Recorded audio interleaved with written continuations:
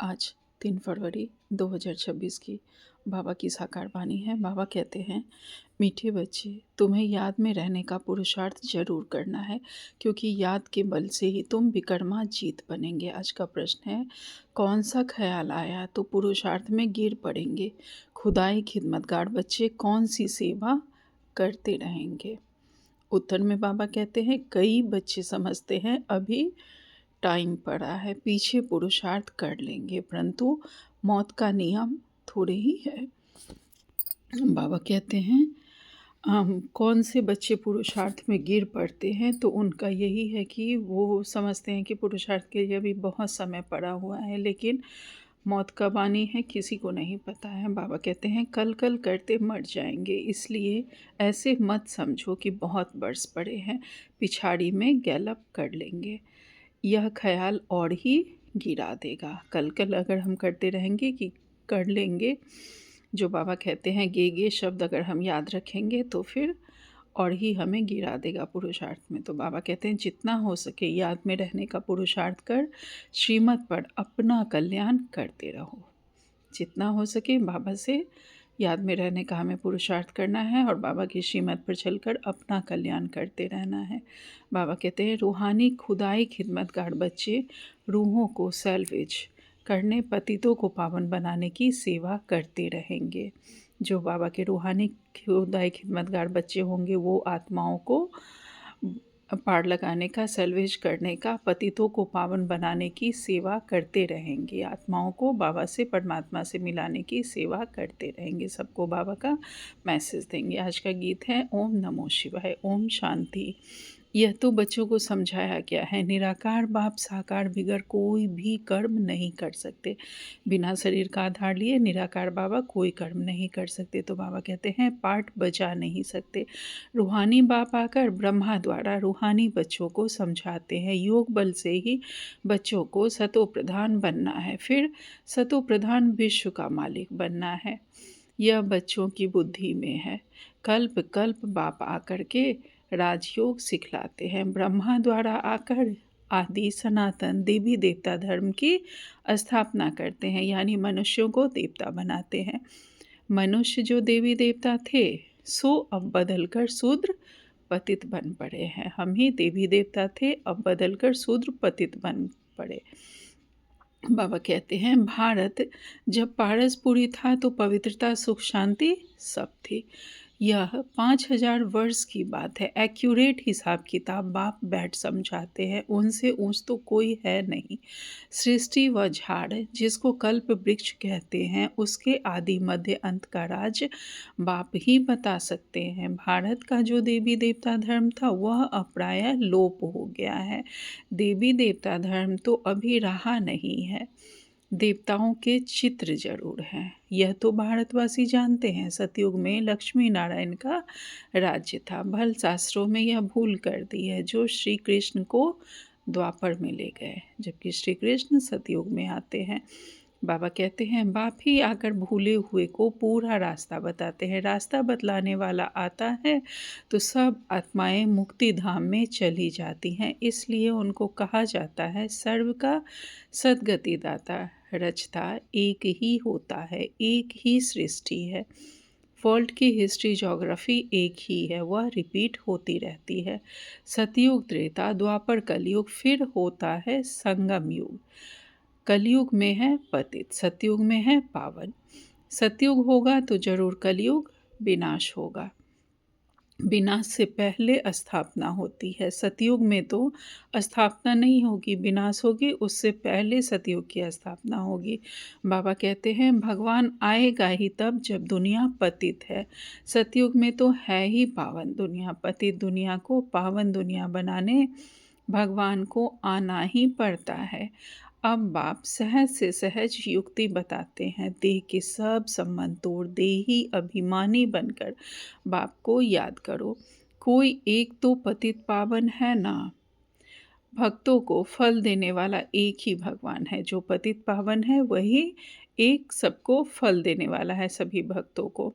बाबा कहते हैं, भक्तों को ज्ञान देते हैं। पतित दुनिया में ज्ञान सागर ही आते हैं। बाबा कहते हैं पतित दुनिया में ज्ञान सागर ही आते हैं पावन बनाने, पावन बनते हैं योग से। बाप बिगड़ तो कोई पावन बना ही ना सके। यह सब बातें बुद्धि में बिठाई जाती है, औरों को समझाने के लिए घर घर में संदेश देना है। ऐसे नहीं कहना है कि भगवान आया है, बड़ा युक्ति से समझाना होता है। बोलो वह बाप है ना, एक है लौकिक बाप, दूसरा है पारलौकिक बाप। एक है शरीर के पिता, दूसरे हैं पारलौकिक पिता। बाबा कहते हैं दुख के समय पारलौकिक बाप को ही याद करते हैं, सुख धाम में तो कोई याद नहीं करते हैं। सतयुग में लक्ष्मी नारायण के राज्य में तो सुख ही सुख है, तो वहाँ कोई याद नहीं करते। बाबा कहते हैं प्योरिटी, पीस, प्रॉस्पेरिटी थी, बाप का वर्षा मिल गया, फिर पुकारते क्यों? आत्मा जानती है हमको सुख है, यह तो कोई भी नहीं कहेंगे वहाँ सुख ही सुख है। यह तो कोई भी कहेंगे कि वहाँ सुख ही सुख है, वहाँ पे सतयुग में सुख ही सुख है।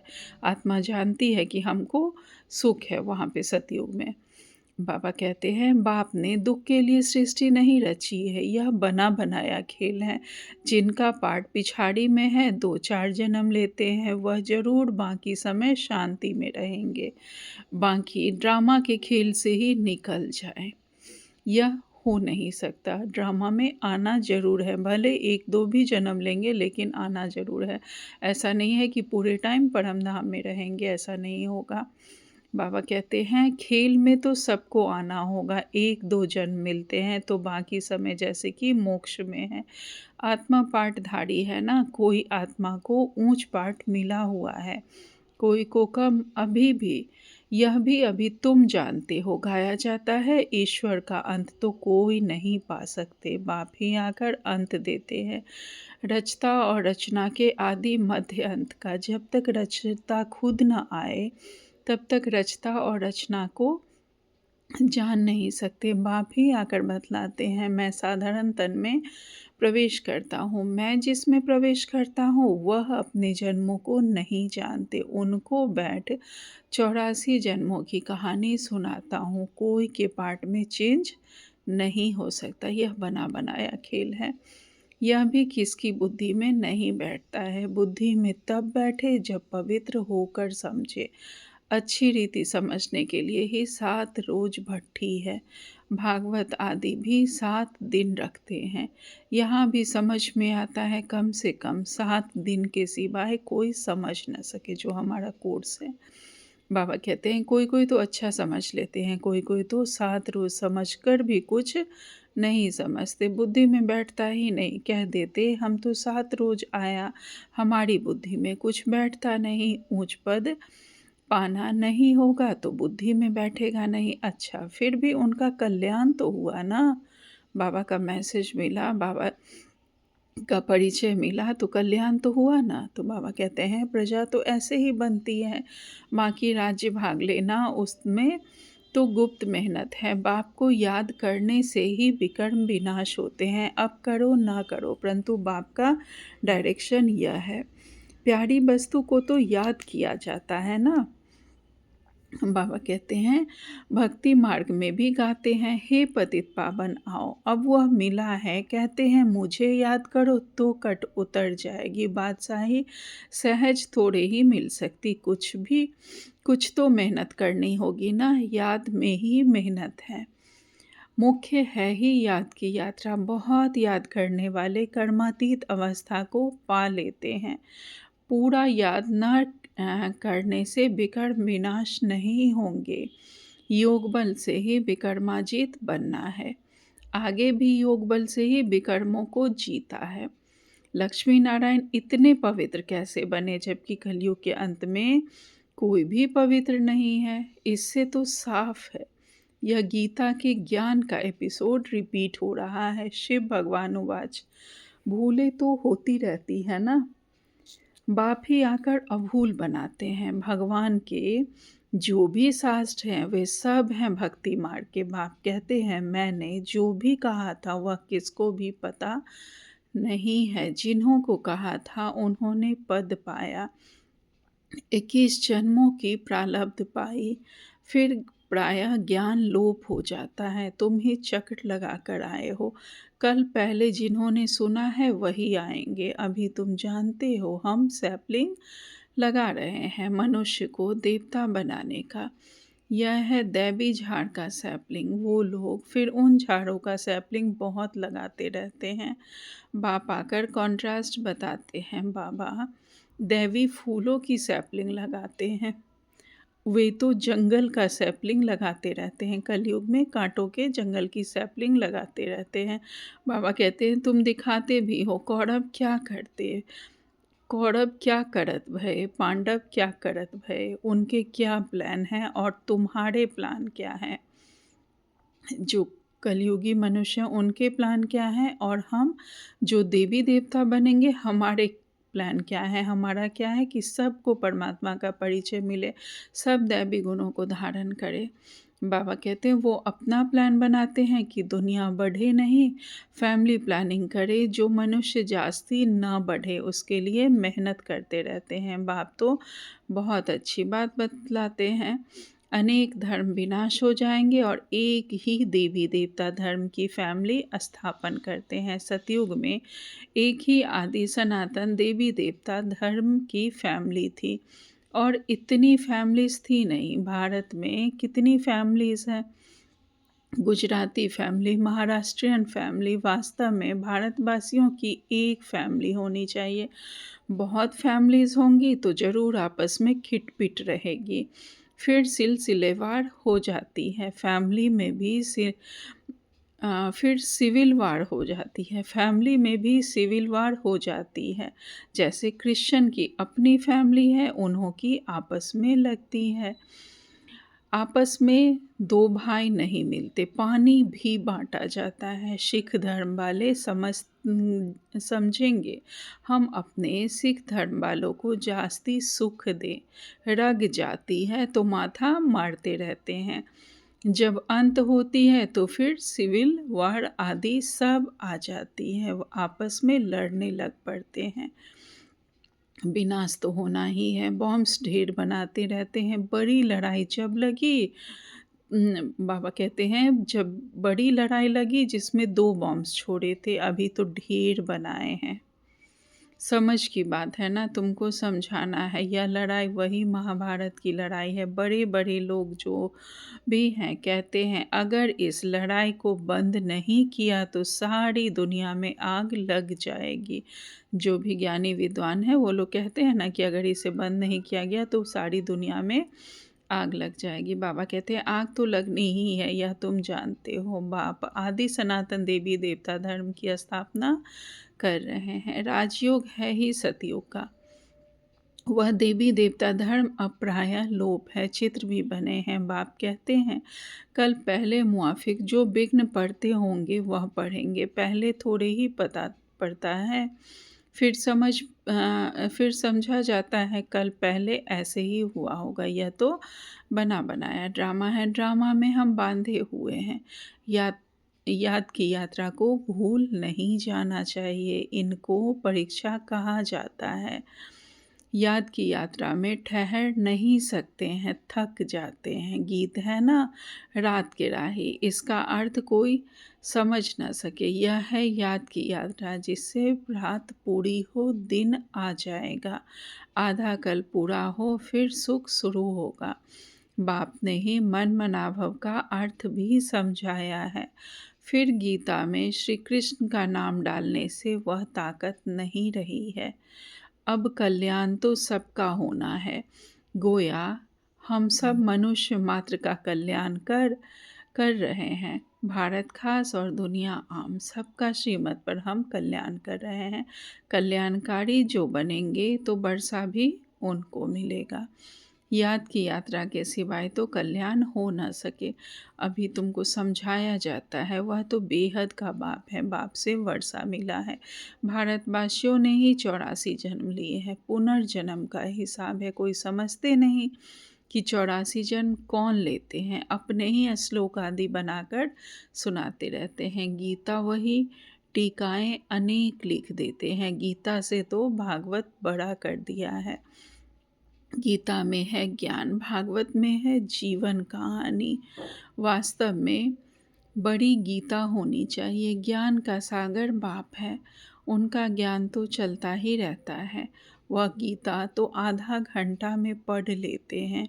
अभी तुम यह ज्ञान तो सुनते ही आए हो। दिन प्रतिदिन तुम्हारे पास अनेक लोग आते रहते हैं, रहेंगे, धीरे धीरे आएंगे। अभी ही अगर बड़े बड़े राजा हैं आ जाएं, फिर तो देरी ना लगे, झट आवाज़ निकल जाए। इसलिए युक्ति से धीरे धीरे चलता रहता है। यह है ही गुप्त ज्ञान। किसको पता नहीं है कि हम क्या कर रहे हैं, किसको पता नहीं चलता कि यह क्या हो रहा है, यह ज्ञान क्या है। तो बाबा कहते हैं, रावण के साथ तुम्हारी युद्ध कैसे है, यह तो तुम ही जानो और कोई जान ना सके। भगवान उवाच, तुम सतो प्रधान बनने के लिए मुझे याद करो तो पाप नाश हो जाएंगे। पवित्र बनो तब तो साथ ले जाऊं। जीवन मुक्ति सबको मिलनी है। रावण राज्य से मुक्ति हो जाएगी। तुम लिखते भी हो, हम शिव शक्ति ब्रह्मा कुमार कुमारियाँ श्रेष्ठाचारी दुनिया स्थापन करेंगे परमपिता परमात्मा की श्रीमत पर। 5,000 वर्ष पहले मुआफिक 5,000 वर्ष पहले श्रेष्ठाचारी दुनिया थी। यह बुद्धि में बिठाना चाहिए। मुख्य मुख्य पॉइंट्स बुद्धि में धारण होंगी, तब याद की यात्रा में रहेंगे। पत्थर बुद्धि है ना, कोई समझते हैं अभी टाइम पड़ा है, पीछे पुरुषार्थ कर लेंगे, परंतु मौत का नियम थोड़े ही है। कल मर जाएं तो कल कल करते मर जाएंगे। पुरुषार्थ तो किया नहीं, इसलिए ऐसे मत समझो बहुत वर्ष पड़े हैं। पिछाड़ी में गैलप कर लेंगे, यह ख्याल और ही गिरा देंगे। अगर यह हम सोचते भी हैं तो और ही गिर पड़ेंगे पुरुषार्थ में। बाबा कहते जितना हो सके पुरुषार्थ करते रहो। श्रीमत पर हर एक को अपना कल्याण करना है, अपनी जांच करनी है। कितना मैं बाबा को याद करता हूँ और कितना बाप की सर्विस करता हूँ। रूहानी खुदाई खिदमतगार तुम हो ना, तुम रूहों को सैल्वेज करते हो। रूह पतित से पावन कैसे बने, उसकी युक्तियाँ बतलाते हैं। दुनिया में अच्छे और बुरे मनुष्य तो होते ही हैं, हर एक का अपना अपना पार्ट है। यह है बेहद की बात। मुख्य टालियाँ ही गिनी जाती हैं, बाकी पत्ते तो अनेक हैं। बाप समझाते रहते हैं, बच्चे मेहनत करो, सबको बाप का परिचय दो, तो बाप से बुद्धि योग जुट जाए। बाप सब बच्चों को कहते हैं, पवित्र बनो तो मुक्ति धाम में चले जाएंगे। दुनिया को थोड़े ही पता है कि महाभारत लड़ाई से क्या होगा। यह ज्ञान यज्ञ रचा गया है, क्योंकि नई दुनिया चाहिए। हमारा यज्ञ पूरा होगा तो सब इस यज्ञ में स्वाहा हो जाएंगे। अच्छा, मीठे मीठे से खिलते बच्चों प्रति माता पिता बाप दादा का याद प्यार और गुड मॉर्निंग। रूहानी बाप की रूहानी बच्चों को नमस्ते। हम सब रूहानी बच्चों की रूहानी माता पिता बाप दादा को याद प्यार गुड मॉर्निंग और नमस्ते नमस्ते नमस्ते। शुक्रिया बाबा, आपका पद्मा पदम शुक्रिया। धारणा के लिए मुख्य सार में बाबा ने पहली पॉइंट कही है, यह बना बनाया ड्रामा है, इसलिए विघ्नों से घबराना नहीं है। विघ्नों में याद की यात्रा को भूल नहीं जाना है। भले जो भी विघ्न आए, लेकिन बाबा को नहीं भूलना है। ध्यान रहे याद की यात्रा कभी ठहर ना जाए। दूसरी पॉइंट में बाबा ने कहा, पारलौकिक पाप का परिचय सबको देते हुए पावन बनने की युक्ति बतलानी है। दैवी झाड़ का सैपलिंग लगाना है, सबको बाबा का परिचय देकर दैवी झाड़ की सैपलिंग लगानी है। बाबा ने आज हमें वरदान दिया है, त्याग मूर्त सेवाधारी भव। बाबा कहते हैं, मैंपन का त्याग कर सेवा में सदा खोई रहने वाले त्यागमूर्त सेवाधारी भव। विस्तार में बाबा कहते हैं, सेवाधारी सेवा में सफलता की अनुभूति तभी कर सकते हैं जब मैंपन का त्याग हो। मैं सेवा कर रही हूँ, मैंने सेवा की, इस सेवा भाव का भी त्याग। मैं नहीं, मैं निमित्त हूँ। बाबा कहते हैं, मैंने की लेकिन मैं करनहार हूँ। करण करावनहार बाप है। मैंपन बाबा के लव में लीन हो जाए, इसको कहा जाता है सेवा में सदा खोए रहने वाले त्याग मूर्त सच्चे सेवाधारी। कराने वाला करा रहा है, हम निमित्त हैं। सेवा में मैंपन मिक्स होना अर्थात मोह ताज बनना। सच्चे सेवाधारी में यह संस्कार नहीं हो सकते। आज स्लोगन में बाबा ने कहा है, व्यर्थ को समाप्त कर दो तो सेवा की ऑफर सामने आएगी।